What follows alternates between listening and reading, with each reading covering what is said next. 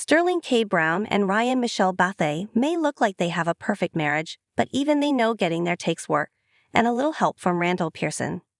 As the couple gears up to launch their new podcast, We Don't Always Agree, they tell PEPL about the secret to their 17-year marriage and why they sometimes find themselves leaning into Brown's This Is Us character to keep things sailing ahead. When asked if he ever feels pressure to uphold the perfect husband image that Randall embodied on This Is Us, the actor, 48, tells PEPL, "Not really.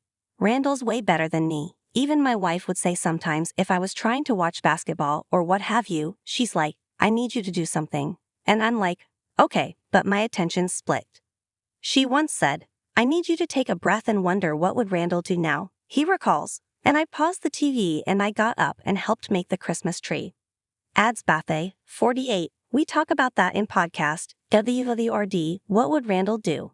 I want to help with the Christmas tree. I said, 'Excuse me, Sterling, can I get Randall please?'" Even though he's often associated with his beloved character from the NBC hit, Brown says he tries to stay true to himself, both in his marriage and beyond.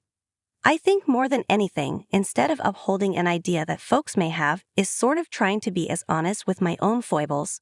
I know a lot of people think that I was raised by two really wonderful white people with two siblings and everything," he says, referencing Randall's storyline on This Is Us. "That's not me exactly. I bring as much as myself to the character as possible. I do have 4 wonderful siblings. They are Black. But trying to be as honest of who I am in real life as possible. I think that's what I try to get across with the podcast and with everything else."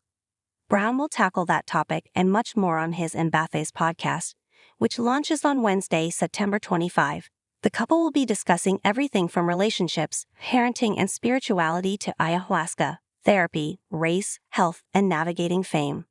"My question to myself was, how do people who don't agree about a range of topics, how do they find common ground? And that's kind of what started it," says Bathé, noting that it feels as though nobody can find common ground these days.